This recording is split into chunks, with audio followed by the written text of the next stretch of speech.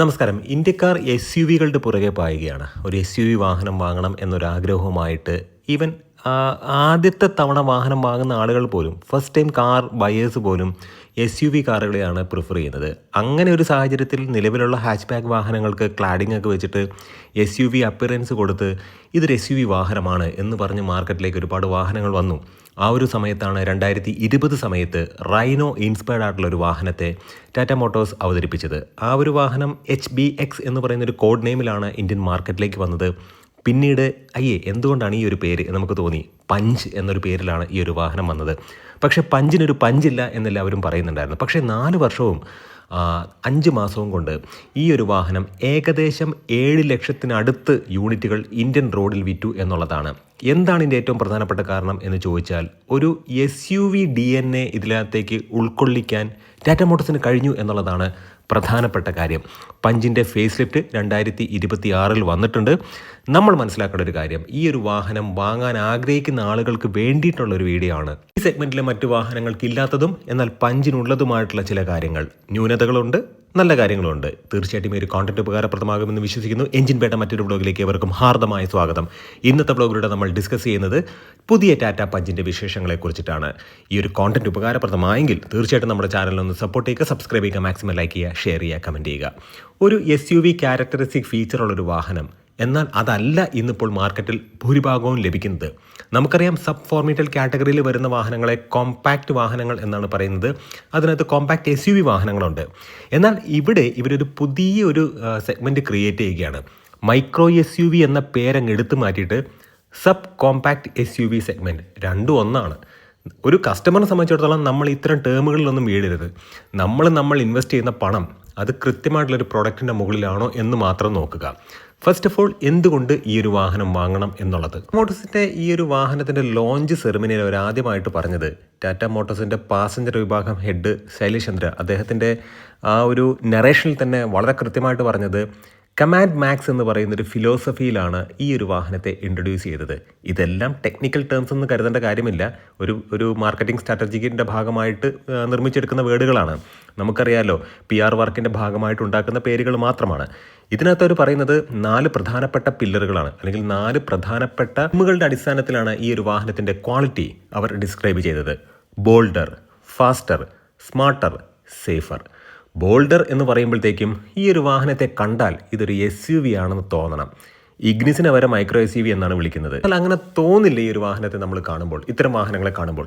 എന്നാൽ ഈ ഒരു വാഹനത്തെ കാണുമ്പോൾ ഇതൊരു SUV ആണെന്ന് തോന്നണം, ഒരു കുഞ്ഞ് SUV ആണെന്ന് നമുക്ക് കൃത്യമായിട്ട് തോന്നണം.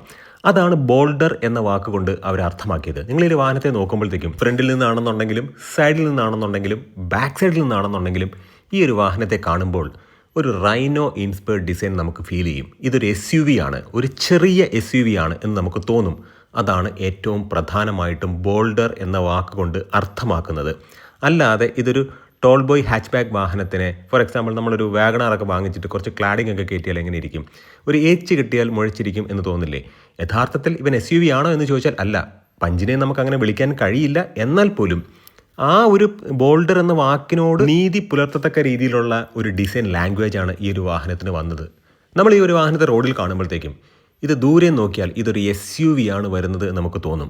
സൈസ് അടുത്ത് വരുമ്പോഴാണ് നമുക്ക് മനസ്സിലാകുക. പക്ഷേ ആ ഫ്രണ്ട് ഫേഷ്യ എന്ന് പറയുന്നത് ടാറ്റ മോട്ടോഴ്സിൻ്റെ എല്ലാ വാഹനങ്ങൾക്കും ഏകദേശം ഇപ്പോൾ ഒരുപോലെ ആയിട്ടുണ്ട്. അത് മാത്രമല്ല, ഫാസ്റ്റർ എന്നുള്ളത് കൊണ്ട് അർത്ഥമാക്കുന്നത് വാഹനത്തിൻ്റെ എഞ്ചിനാണ്. എഞ്ചിനെക്കുറിച്ച് പറയുമ്പോൾ കുറച്ച് കാര്യങ്ങൾ എനിക്ക് പറയാനുണ്ട്. 3 എഞ്ചിൻ വന്നിട്ടുണ്ട് എന്ന് നമുക്ക് പറയാം. തത്വത്തിൽ 3 എഞ്ചിൻ എന്ന് പറയാൻ കഴിയില്ല. എന്നാൽ പോലും CNGയെ നമുക്ക് മറ്റൊരു എഞ്ചിനായിട്ട് തന്നെ കരുതാം. റവട്രോൺ എഞ്ചിനാണ് വന്നിട്ടുള്ളത്. 3 സിലിണ്ടർ എഞ്ചിൻ ഉൽപ്പാദിപ്പിക്കുന്ന പവർ 87 bhp ആണ്. അത് 6000 RPMലാണ്. അതുപോലെ 115 Nm ടോർക്ക്, അത് അപ്രോക്സിമേറ്റ്ലി ഒരു 3400 RPMനുള്ളിൽ ജനറേറ്റ് ചെയ്യും. ഇവിടെ എടുത്തു പറഞ്ഞൊരു കാര്യം, ഈ 6000 RPM കിട്ടണമെന്നുണ്ടെങ്കിൽ നമ്മൾ എത്ര രീതിക്ക് ഈ ഒരു വാഹനത്തെ ഓടിക്കണം? അതായത് നല്ല രീതിക്ക് പവർ കയറ്റണം എന്നുണ്ടെങ്കിൽ ഒരു മാക്സിമം ഈ ഒരു വാഹനത്തിന് ഒരു 120 മുകളിലേക്കൊരു സ്പീഡ് അച്ചീവ് ചെയ്തിരിക്കണം. അങ്ങനെ ഓടിക്കാനുള്ളൊരു നിയമമൊന്നും കേരളത്തിലില്ല. നമുക്കതിനുള്ള റോഡുകളുമില്ല. ഉള്ളൊരു റോഡെന്ന് പറയുന്നത് NH66 ആണ്. വളരെ നല്ല റോഡാണ്. കുറ്റിപ്പുറത്ത് നിന്ന് അങ്ങോട്ടുള്ള റോഡ് നമുക്കറിയില്ലേ. ആ റോഡിലൊക്കെ ഈ ഒരു വാഹനം ഓടിക്കുമ്പോഴാണ് സേഫ്റ്റിയുടെ ഇമ്പോർട്ടൻസ് നമുക്ക് മനസ്സിലാവുന്നത്. ഇത്തരം നല്ല റോഡുകളിലൂടെ, നല്ല റോഡെന്ന് എടുത്തു പറയുന്നത് നല്ല ഹൈവേയിലൂടെ, കാരണം ഡെവലപ്മെൻറ്റ് നല്ല രീതിക്ക് നമുക്കവിടെ കാണാൻ കഴിയുന്നുണ്ട്. അത്തരം റോഡുകളിലൂടെയൊക്കെ നിങ്ങൾ വാഹനം ഓടിക്കുമ്പോൾ സേഫ്റ്റിയുള്ള വാഹനം, സേഫ്റ്റി അല്ല, സേഫർ ആയിട്ടുള്ളൊരു വാഹനമല്ല, സേഫസ്റ്റ് ആയിട്ടുള്ള വാഹനം തീർച്ചയായിട്ടും നിങ്ങൾക്ക് വേണം. അതിൻ്റെ ഇമ്പോർട്ടൻസ് ഇനി കേരള ജനത തിരിച്ചറിയാൻ പോകുന്നതേ ഉള്ളൂ. കാരണം ഇത്തരം ഹൈവേകളെല്ലാം ഡെവലപ്പ് ചെയ്ത് കേരളത്തിൽ വരുന്നുണ്ട്. അത്തരം റോഡുകളിലൂടെ വാഹനം ഓടിക്കുമ്പോൾ സേഫസ്റ്റ് ആയിട്ടുള്ള വാഹനങ്ങളുടെ പ്രാധാന്യം നമ്മൾ തിരിച്ചറിയും. തീർച്ചയാണ്. പഞ്ചിൻ്റെ സേഫ്റ്റിയിലേക്ക് നമ്മൾ ചെല്ലുന്നുണ്ട്. നമ്മളിപ്പോൾ വന്നിട്ടുള്ളത് ഈ ഒരു വാഹനത്തിൻ്റെ എൻജിൻ സൈഡിലാണ്. ഇവിടെ നമ്മൾ നോക്കുമ്പോഴത്തേക്കും 6000 RPM മാക്സിമം പവർ ആയിട്ടുള്ള 87 bhp അല്ലെങ്കിൽ 88 bhp ലഭിക്കുന്നത്. അതൊക്കെ നേടിയെടുക്കുക എന്ന് പറയുന്നത് ഭഗീരഥ പ്രയത്നം തന്നെയാണ്. പക്ഷേ ടോർക്കിൻ്റെ കാര്യത്തിലേക്ക് വരുമ്പോഴത്തേക്കും ഈ 3 സിലിണ്ടർ റവട്രോൺ എൻജിൻ 3350 RPM തന്നെ ഈ 115 Nm ടോർക്ക് ലഭ്യമാക്കുന്നുണ്ട്. അത് നല്ല കാര്യമാണ്. AMD ട്രാൻസ്മിഷനിൽ ഈ ഒരു വാഹനം അവൈലബിൾ ആണ്. CNG വിത്ത് AMD ട്രാൻസ്മിഷൻ ഉള്ള മൈക്രോ SUV, ആ ഒരു പേര് ഉപയോഗിക്കുന്നില്ല, സബ് കോമ്പാക്ട് SUV എന്ന് പറയുന്ന വാഹനം ആ ഒരു സെഗ്മെൻറ്റിൽ ആദ്യമായിട്ടാണ് ഓട്ടോമാറ്റിക് ട്രാൻസ്മിഷൻ CNGയിൽ വരുന്നത്. അങ്ങനെ നോക്കുമ്പോഴത്തേക്കും പവർ ഡ്രോപ്പ് ഉണ്ട്, സത്യമാണ്. അവിടെയും 6000 RPM ഈ ഒരു എൻജിൻ 72 bhp പവർ ജനറേറ്റ് ചെയ്യുന്നത്. വളരെ ലാഗ് ഉണ്ടായിരിക്കും എന്നുള്ളത് 100% ഉറപ്പാണ്. ഇനി ടോർക്കിലേക്ക് വരുമ്പോഴത്തേക്കും CNGയുടെ കാര്യമാണ് പറയുന്നത്. 103 Nm ടോർക്ക്, അത് 3500 RPM ഡെവലപ്പ് ചെയ്യുന്നുണ്ട്. അപ്പോൾ CNG എന്ന് പറയുന്നത് യഥാർത്ഥത്തിൽ ട്വിൻ സിലിണ്ടർ ടെക്നോളജിയാണ്. സ്പേസ് ഒന്നും പോകുന്നില്ല. അപ്രോക്സിമേറ്റ്ലി ഒരു 210 ലിറ്ററിൻ്റെ ബൂട്ട് സ്പേസ് ഒക്കെ നമുക്ക് ലഭിക്കും. നമ്മുടെ ഡേ ടു ഡേ ആക്ടിവിറ്റിക്ക് വേണ്ടിയിട്ട് നമുക്ക് ഉപയോഗിക്കാം. ഈ ഒരു വാഹനം പ്രധാനമായിട്ടും ഡിസൈൻ ചെയ്തിട്ടുള്ളത് ഒരു പർട്ടിക്കുലർ പർപ്പസിന് വേണ്ടിയിട്ടല്ല. ഇൻ്റർ സിറ്റി ട്രാവലിനും അതുപോലെ തന്നെ ചെറിയ ചെറിയ നഗരങ്ങളിലൂടെയും ട്രാഫിക്കിലൂടെയും നല്ല ഹൈവേയിലൂടെയും പാച്ചി ആയിട്ടുള്ള റോഡുകളിലൂടെയും ഡേർട്ട് റോഡുകളിലൂടെയും മഡ് റോഡുകളിലൂടെയൊക്കെ ഓടിക്കാൻ വേണ്ടിയിട്ടുള്ള ഒരു വാഹനമാണ് പഞ്ച്. പഞ്ച് എന്ന് പറയുന്നൊരു വാഹനം അതായത് ഒരു ലിമിറ്റിനപ്പുറത്തേക്ക്, ഒരു ലിമിറ്റേഷൻ ഇല്ലാത്തൊരു വാഹനം. ഇന്ത്യൻ സാഹചര്യം എന്ന് പറഞ്ഞാൽ അങ്ങനെയാണല്ലോ. അതുകൊണ്ട് തന്നെയാണ് ഈ ഒരു വാഹനത്തിൻ്റെ ഗ്രൗണ്ട് ക്ലിയറൻസ് 193 mm ആയിട്ട് ഉയർത്തിയത്. 16 ഇഞ്ചിൻ്റെ വീലുകളാണ് ഈ ഒരു വാഹനത്തിൽ വന്നിട്ടുള്ളത്. പഞ്ചിനൊരു പഞ്ച് പോരാ എന്ന് പറയുന്നവർക്ക് വേണ്ടിയിട്ട് ഈ ഒരു ടർബോ ചാർജറായിട്ടുള്ള ടർബോ എന്ന് പറയുന്നൊരു എഞ്ചിനും വന്നിട്ടുണ്ട്. നമുക്കറിയാവുന്നൊരു എഞ്ചിനാണത്. അത് 120 bhp പവറും 170 അടുത്ത് അപ്രോക്സിമേറ്റ്ലി 170 Nm ടോർക്കും അത് ജനറേറ്റ് ചെയ്യുന്നുണ്ട്. അങ്ങനെ വരുമ്പോഴത്തേക്കും ഈ ഒരു വാഹനത്തിൻ്റെ ഫ്യൂൽ എഫിഷ്യൻസി നോക്കുമ്പോഴത്തേക്കും ഇതൊരു പെർഫോമൻസ് ഓറിയൻറ്റഡ് ആയിട്ടുള്ള ഒരു വേർഷനായിട്ട് മാത്രം കരുതുക. ഫ്യൂൽ എഫിഷ്യൻസി എന്ന് പറയുന്നത് മാക്സിമം ഒരു 14 to 15 ഉള്ളിലേ നിൽക്കുകയുള്ളൂ. ഒരു 14 നമ്മൾ പ്രതീക്ഷിച്ചാൽ മതി. പക്ഷേ ഈ റവട്രോൺ എന്ന് പറയുന്ന 3 സിലിണ്ടർ എഞ്ചിൻ, ഇതും 3 സിലിണ്ടറാണ്. ആ ഒരു എഞ്ചിൻ്റെ മാക്സിമം ഫ്യൂൽ എഫിഷ്യൻസി എന്ന് പറയുന്നത് ഒരു 16 ആയിരിക്കും. ഹൈവേയിലൊക്കെ പോയാൽ നിങ്ങൾക്ക് ഒരു 17 കിട്ടി എന്ന് വരാം. പക്ഷേ ഡീസൽ മിസ്സിംഗ് ആണ്. ഡീസൽ വേണം. റവട്രോക്ക് എന്ന് പറയുന്ന 4 സിലിണ്ടർ എഞ്ചിനാണ് അവിടെ വന്നിട്ടുള്ളത്. എന്തിനാണ് ഈ 3 സിലിണ്ടർ എന്ന് എടുത്ത് പറയുന്നതെന്ന് ചോദിച്ചു കഴിഞ്ഞാൽ 3 സിലിണ്ടറിന് അതിൻ്റേതായിട്ടുള്ള ന്യൂനതകളുമുണ്ട്, പോസിറ്റീവ് സൈഡുമുണ്ട്. വളരെ ചെറിയ സ്പേസ് മതി, നിർമ്മാണ ചെലവ് കുറവാണ്. അത് മാത്രമല്ല ചെറിയ തുമ്പിയെ കൊണ്ട് കല്ലെടുപ്പിക്കുക എന്ന് പറയത്തില്ലേ, ചെറിയ എഞ്ചിനെ കൊണ്ട് മാക്സിമം പണിയെടുപ്പിക്കുക എന്നുള്ളതാണ്. പക്ഷേ വൈബ്രേഷൻ ഈ ഒരു വാഹനത്തിൻ്റെ 3 സിലിണ്ടർ എഞ്ചിനിലുണ്ട്. DOHC കൈൻഡ് ഓഫ് എഞ്ചിൻ തന്നെയാണ് വന്നിട്ടുള്ളത്. ചെയിൻ ഡ്രൈവ് ആണ് ഈ ഒരു വാഹനം, ബെൽറ്റ് അല്ല. അതാണ് എടുത്തു പറഞ്ഞ ഒരു കാര്യം. ഈ റവട്രോക്ക് എഞ്ചിനിലേക്ക് നമ്മൾ വരികയാണെന്നുണ്ടെങ്കിൽ കുറച്ച് ടെക്നിക്കൽ കാര്യം പറയുന്നുണ്ട്. നിങ്ങളത് കൃത്യമായിട്ട് നിങ്ങൾക്ക് മനസ്സിലാവും എന്ന് വിചാരിക്കുന്നു. റവട്രോക്ക് എഞ്ചിൻ എന്ന് പറയുന്നത് ഈ ടാറ്റ മോട്ടോഴ്സിൻ്റെ 4 സിലിണ്ടർ ഡീസൽ എഞ്ചിനാണ്. Turbo charged 4 സിലിണ്ടറാണ്. 89 PS പവറാണ് അവിടെ വരുന്നത്. 4000 RPM ജനറേറ്റ് ചെയ്യുന്നുണ്ട്. 200 Nm torque, not the point, 200 Nm torque. അത് 1250 RPM മുതൽ 3000 RPM ജനറേറ്റ് ചെയ്യുന്നത്. ടോർക്കി എഞ്ചിൻ എന്ന് പറഞ്ഞാൽ ഇതാണ്. അതായത് ഈ ഒരു സെഗ്മെൻറ്റിൽ ഇപ്പോൾ ആൾട്രോസിൽ എന്താണ് ഈ എഞ്ചിൻ കൊടുത്തിട്ടുള്ളത് എനിക്കറിയില്ല.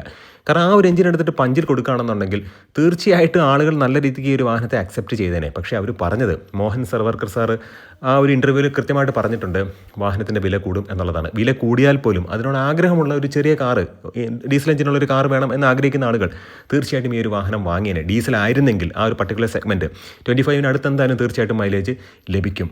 അതാണ് പ്രധാനപ്പെട്ട ഒരു കാര്യം. അപ്പോൾ എൻജിൻ സൈഡ് എന്ന് പറയുന്നത് അത്രമേൽ ഞാൻ സാറ്റിസ്ഫൈഡ് അല്ല. കാരണം ഈ ഒരു എൻജിൻ എന്ന് പറയുന്നത്, റവട്രോൺ എൻജിൻ എന്ന് പറയുന്നത് അത്രമേലൊരു പെർഫോമൻസ് ഓറിയൻറ്റഡ് ആയിട്ടുള്ള എഞ്ചിനാണെന്നൊന്നും ഞാൻ വിശ്വസിക്കുന്നില്ല. പറയുന്ന ടർബോ എന്ന് പറയുന്ന എൻജിൻ മച്ച് ഫാസ്റ്ററാണ്. ഈ ഒരു സെഗ്മെൻറ്റിലെ മറ്റ് എഞ്ചിനെയൊക്കെ കമ്പയർ ചെയ്യുമ്പോഴത്തേക്കും നമ്മൾ നോക്കുകയാണെന്നുണ്ടെങ്കിൽ 11 സെക്കൻഡിന് ജസ്റ്റ് എബോ 11 സെക്കൻഡ്സ് അതിനുള്ളിൽ 0 to 100 അവർ അച്ചീവ് ചെയ്യുന്നുണ്ട്. അതാണ് ഏറ്റവും പ്രധാനപ്പെട്ട കാര്യം. അപ്പോൾ എഞ്ചിനിലേക്ക് വരുമ്പോഴത്തേക്കും ഇതൊരു ഓക്കെ എഞ്ചിൻ എന്ന് നമുക്ക് മാത്രമേ പറയാൻ കഴിയുകയുള്ളൂ. മാരുതിയുടെ എഞ്ചിനെ പോലെ അത്ര കണ്ട് സൈലൻ്റ് ആയിട്ടുള്ളൊരു എഞ്ചിനൊന്നുമല്ല. ഇനി സീറ്റിംഗ് പൊസിഷനിലേക്ക് വരികയാണെന്നുണ്ടെങ്കിൽ പ്രധാനമായിട്ടും നമ്മൾ മനസ്സിലാക്കേണ്ടത് കമാൻഡിങ് സീറ്റിംഗ് പൊസിഷനാണ്. 77% വിസിബിലിറ്റി പ്രൊവൈഡ് ചെയ്യുന്നുണ്ട്. വാഹനം വാങ്ങുമ്പോൾ നിങ്ങളുടെ സീറ്റിംഗ് കംഫർട്ടും ആ സീറ്റിംഗ് പൊസിഷനും നിങ്ങൾ തീർച്ചയായിട്ടും നോക്കണം. അതല്ലെന്നുണ്ടെങ്കിൽ നിങ്ങൾ ഒരു കുഴിയിലൊക്കെ ഇരുന്ന് വാഹനത്തിൻ്റെ കൃത്യമായിട്ടുള്ള ഒരു ജഡ്ജ്മെൻറ്റ് അറിയാത്ത രീതിയിൽ റോഡിലൂടെ വാഹനം പോകുന്നുണ്ട്, ഇങ്ങനെ എത്തി വലിഞ്ഞ് നോക്കിയാലാണ് എഡ്ജൊക്കെ കാണാൻ കഴിയുന്നത്. ആ ഒരു രീതിയിലുള്ള ഒരു സീറ്റിംഗ് പൊസിഷനുള്ള ഒരു വാഹനം നിങ്ങൾ വാങ്ങരുത്. കുറച്ച് റൂമി ആയിട്ടുള്ള അല്ലെങ്കിൽ ക്ലസ്ട്രോഫോബിക് ഫീൽ ഇല്ലാത്തൊരു വാഹനം, നല്ല എയറി ആയിട്ടുള്ളൊരു ക്യാബിനൊക്കെ തീർച്ചയായിട്ടും വേണം. അതായത് ഗ്ലാസ് ഏരിയയും വിൻഡോ ഏരിയയൊക്കെ കൂടുതലുണ്ടെങ്കിൽ കൃത്യമായിട്ട് നിങ്ങൾക്ക് നല്ല രീതിക്ക് ജഡ്ജ് ചെയ്യാൻ കഴിയും. അതൊരു കോൺഫിഡൻസ് ആണ്. അപ്പോൾ അത്തരത്തിലുള്ള വാഹനങ്ങൾ നിങ്ങൾ തീർച്ചയായിട്ടും വാങ്ങുക. ഇപ്പോൾ ഇവിടെ യഥാർത്ഥത്തിൽ 77% വിസിബിലിറ്റി പ്രൊവൈഡ് ചെയ്യുന്നു എന്നാണ് കമ്പനി അവകാശപ്പെടുന്നത്. അതുപോലെ തന്നെ സ്മാർട്ടർ എന്ന് പറയുന്ന പദം കൊണ്ട് അവർ ഉദ്ദേശിക്കുന്നത് കണക്ടിവിറ്റി ഫീച്ചേഴ്സാണ്. പക്ഷേ അതിലേക്കൊക്കെ പോകുന്നതിന് മുമ്പ് എനിക്ക് എടുത്തു വേണ്ട ഒരു കാര്യം, ഈ കണക്ടിവിറ്റി ഫീച്ചേഴ്സൊക്കെ നല്ലതാണ്, പക്ഷേ ഒരു വാഹനത്തിനകത്തൊരു വാവ് ഫാക്ടർ വേണ്ടേ? അതിനകത്ത് ഏറ്റവും പ്രധാനമായിട്ടും ഇവിടെ എനിക്ക് പോയിൻ്റ് ഔട്ട് ചെയ്യാനുള്ളത് 360 ക്യാമറയാണ്. ഒരു ഫസ്റ്റ് ടൈം കാർ ബയറിനൊക്കെ ഒരു 360 ക്യാമറ, എക്സ്പെഷ്യലി കേരളം പോലുള്ളൊരു സ്ഥലത്ത് പാർക്ക് ചെയ്യുന്ന സ്ഥലത്തൊക്കെ, അല്ലെങ്കിൽ ഇത്തരത്തിൽ നമ്മളൊരു നല്ല രീതിക്കൊരു ട്രാഫിക്കിലൊക്കെ നിൽക്കുമ്പോഴത്തേക്കും ഏത് ബൈക്കുകാരനാണോ പുറകിൽ ഇടിക്കാൻ കാത്തു നിൽക്കുന്നതെന്നൊക്കെ നമുക്ക് കൃത്യമായിട്ട് കാണാൻ കഴിയും. നിങ്ങളൊന്ന് ആലോചിച്ച് നോക്കൂ, ഒരു ട്രാഫിക്കിനകത്ത് ട്രാഫിക് നിയമങ്ങൾ പാലിക്കുന്ന എത്ര പേരുണ്ട്? ലൈൻ ട്രാഫിക്കൊന്നും ആരും കീപ്പ് ചെയ്യാറില്ല. അപ്പോൾ അത്തരത്തിലുള്ളൊരു സമയത്തൊക്കെ നമുക്കറിയാം ആരെവിടെയൊക്കെയാണ്, ഏത് ബമ്പറിൽ അല്ലെങ്കിൽ ഏത് കോർണറിലാണ് ഇടിക്കാൻ തയ്യാറായി നിൽക്കുന്നത്.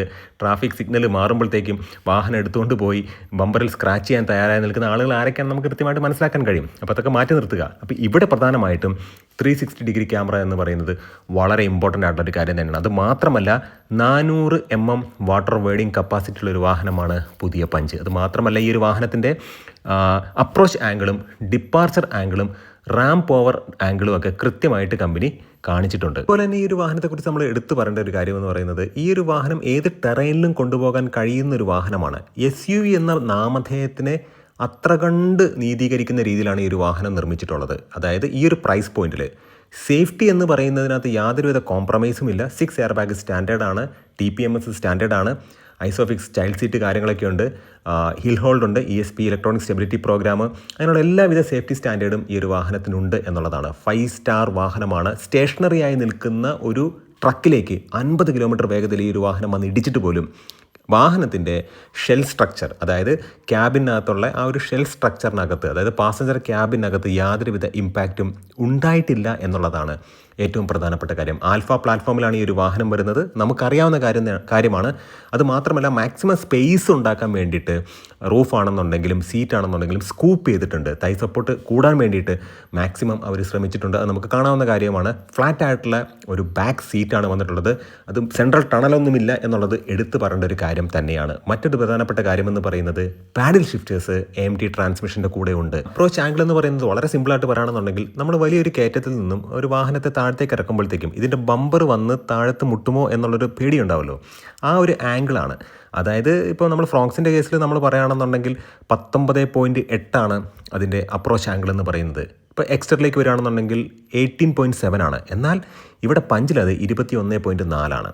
അതുപോലെ റാംപ് ഓവർ ആംഗിൾ എന്ന് പറയുന്നത്, ഈ ഒരു വാഹനം ഒരു വലിയൊരു കയറ്റത്തിലേക്ക് കയറി കഴിയുമ്പോഴത്തേക്കും അതിൻ്റെ സെൻട്രൽ പോർഷൻ്റെ അല്ലെങ്കിൽ അടിഭാഗം ഈ മുട്ടുമോ എന്നുള്ളതാണ് നമ്മൾ പ്രധാനമായിട്ടും നോക്കുന്നത്. അവിടുത്തെ ആംഗിൾ എന്ന് പറയുന്നത് പഞ്ചിൻ്റെ കേസിൽ 21.6 അപ്പം മാരുതി സുസുക്കിയുടെ ഫ്രോങ്സ് ആണെന്നുണ്ടെങ്കിൽ 22 എക്സ്റ്റർ ആണെന്നുണ്ടെങ്കിൽ 19.7 ഡിപ്പാർച്ചർ ആംഗിൾ, അതായത് നമ്മളൊരു കയറ്റത്തിലേക്ക് ഒരു വാഹനം കയറ്റുന്ന സമയത്ത് അതിൻ്റെ ബാക്ക് ബമ്പർ, ബാക്ക് പോർഷൻ, അവിടുത്തെ ഒരു ആംഗിളാണ് ഈ ഡിപ്പാർച്ചർ ആംഗിൾ എന്ന് പറയുന്നത്. ഇത് ബാക്ക് വന്ന് ഇടിക്കുക എന്ന് നമ്മൾ പറയത്തില്ലേ. ഇവിടെ പഞ്ചിൻ്റെ കേസിൽ 39.4 പഞ്ചിൻ്റെ ഡിപ്പാർച്ചർ ആംഗിൾ എന്ന് പറയുന്നത്. മാരുതി സുസുക്കി ഫ്രോങ്സിൻ്റെ കേസിലാണെന്നുണ്ടെങ്കിൽ 38.5, എക്സൻ്റെ കേസിലാണെന്നുണ്ടെങ്കിൽ 35.4. ഏറ്റവും പ്രധാനപ്പെട്ട കാര്യമെന്ന് പറയുന്നത് ബാക്ക് സീറ്റിലെ യാത്രക്കാരുടെ ഹെഡ് റൂം കാര്യക്ഷമമാക്കാൻ വേണ്ടിയിട്ട് സ്കൂപ്പ് ചെയ്തിട്ടുണ്ട് എന്നുള്ളതും നമ്മൾ എടുത്തു പറയേണ്ട കാര്യം തന്നെയാണ്. ടാറ്റ മോട്ടോഴ്സ് ഈ ഒരു വാഹനത്തിൻ്റെ സേഫ്റ്റിയെ നല്ല രീതിക്ക് എൻഹാൻസ് ചെയ്തിട്ടുണ്ട്. പ്രധാനമായിട്ടും നമ്മൾ എടുത്തു പറയേണ്ട ഒരു കാര്യമെന്ന് പറയുന്നത്, ഈ ഒരു വാഹനം ഒരു റിയൽ SUV ആണെന്ന് കാണിക്കാൻ, അല്ലെങ്കിൽ അത് അവർ കൃത്യമായിട്ട് അവരുടെ ഡെമോയിൽ അവർ കാണിച്ചിട്ടുണ്ട്. അവർ യഥാർത്ഥത്തിൽ ഒരു ട്രാക്കിൽ കൊണ്ടുപോയി 90 ഇൻക്ലൈൻ ആയിട്ടുള്ള സ്ഥലത്തൊക്കെ വെച്ചിട്ട് ഈ ഒരു വാഹനത്തെ ഇറക്കുന്നുണ്ട്. ഇതൊരു ഫ്രണ്ട് വീൽ ഡ്രൈവ് വാഹനമാണ്, 4x4 ഒന്നുമല്ല. ഒരു കാര്യം കൂടി എടുത്തു പറയട്ടെ, ഗ്രേഡബിലിറ്റി എന്ന് പറയുന്നത് ഈ ഒരു വാഹനത്തിന് വളരെ കൂടുതലാണ്. അതായത് വലിയൊരു സ്റ്റീപ്പായിട്ടുള്ളൊരു കയറ്റത്തിലേക്ക് കയറി പോകാനുള്ളൊരു പവർ, അതായത് നമുക്ക് ഫ്രണ്ടിലുള്ള ബോണറ്റിലൂടെ നോക്കിയാൽ പോലും ഫ്രണ്ടിലൊന്നും കാണാൻ കഴിയില്ല, ആകാശം മാത്രമേ കാണുകയുള്ളൂ. അങ്ങനെയുള്ളൊരു 90 ടെറൈനിലേക്ക് ഒരു വാഹനത്തിൻ്റെ ഗ്രേഡബിലിറ്റിയുടെ സ്റ്റാൻഡേർഡ് കൊണ്ട് നമുക്ക് തീർച്ചയായിട്ടും ഓടിച്ച് കയറ്റാൻ കഴിയും. ഏറ്റവും പ്രധാനപ്പെട്ട കാര്യമെന്ന് പറയുന്നത് ദ സേഫസ്റ്റ് കാർ എന്ന് പറയാം ഈ ഒരു സെഗ്മെൻറ്റിൽ. തീർച്ചയായിട്ടും വളരെ ലെങ്തി ആയിട്ടുള്ളൊരു വീഡിയോ ആയിരുന്നു. ഒരു കാര്യം എടുത്തു പറയട്ടെ, ഇങ്ങനെ നോക്കുകയാണെന്നുണ്ടെങ്കിൽ വാഹനത്തിൻ്റെ shell structure, safety, practicality, real SUV DNA, മറ്റൊരു പ്രധാനപ്പെട്ട കാര്യമെന്ന് പറയുന്നത് ആവശ്യത്തിനുള്ള connectivity features, comfort, driving position, height adjustable seat, കാര്യങ്ങളെല്ലാം ഉണ്ട്. മറ്റൊരു പ്രധാനപ്പെട്ട കാര്യമെന്ന് പറയുന്നത് ഈ ഒരു വാഹനം അപ്പ് മാർക്കറ്റായിട്ട് മാറി എന്നുള്ളതാണ്. എൻജിൻ സൈഡിലേക്ക് വരുമ്പോഴാണ് ഈ റെവട്രോൺ എൻജിൻ എന്ന് പറയുന്ന ആ ഒരു എൻജിനും ടർബോ എഞ്ചിനൊക്കെ രണ്ട് ഫ്യൂൽ എഫിഷ്യൻസി നൽകുന്നുണ്ടോ എന്ന് ചോദിച്ചാൽ തീർച്ചയായിട്ടും ഇല്ല എന്ന് തന്നെ പറയാം. അത് മാരുതി സുസുക്കിയുടെ വാഹനങ്ങൾ തന്നെയാണ്. പക്ഷേ ടർബോ എന്ന് പറയുന്ന വാഹനത്തിൻ്റെ കൊമേഴ്ഷ്യൽ ആയിട്ടുള്ള കാര്യങ്ങളൊക്കെ വന്ന സമയത്ത് 100 കിലോമീറ്റർ ഒരു സ്ട്രെച്ച്, അത്തരത്തിലുള്ളൊരു കിലോമീറ്റർ റേഞ്ച് കാണിച്ചിട്ട് അതിനകത്ത് 21 കിലോമീറ്റർ പെർ ലിറ്ററിൽ മൈലേജ് കിട്ടുന്നുണ്ട് എന്നുള്ള രീതിക്കുള്ള കാര്യങ്ങളൊക്കെ മീറ്റർ ക്ലസ്റ്ററിൽ കാണുന്നുണ്ടായിരുന്നു. എന്നിരുന്നാലും ഈ ഒരു വാഹനത്തിൻ്റെ ടർബോയിൽ ഇതുവരെ ഒരു ഓട്ടോമാറ്റിക് ട്രാൻസ്മിഷൻ കൊടുത്തില്ല. കാരണം DCA വന്നു കഴിഞ്ഞിട്ടുണ്ടെങ്കിൽ തീർച്ചയായിട്ടും പ്രൈസ് കൂടും. ടോട്ടലി നോക്കുകയാണെന്നുണ്ടെങ്കിൽ ഒരു ഫസ്റ്റ് ടൈം കാർ ബയേഴ്സിന് തീർച്ചയായിട്ടും പരിഗണിക്കാൻ കഴിയുന്ന ഒരു വാഹനം തന്നെയാണ് പഞ്ച്.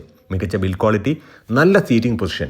അതായത് പ്രധാനമായിട്ട് ഞാൻ വീണ്ടും എടുത്തു പറയുന്നത്, നിങ്ങളൊരു വാഹനം വാങ്ങുമ്പോൾ നല്ല സീറ്റിംഗ് പൊസിഷൻ, നല്ല വിസിബിലിറ്റി, അതുമാത്രമല്ല ലോങ് ഡ്രൈവിനൊക്കെ കൊണ്ടുപോകാൻ കഴിയുന്നൊരു വാഹനം. ഒരു ചെറിയ വാഹനമല്ല, എന്തിനാണ് അത് ലോങ് ഡ്രൈവിന് കൊണ്ടുപോകണേ എന്ന ചോദ്യം മാറ്റി നിർത്തണം.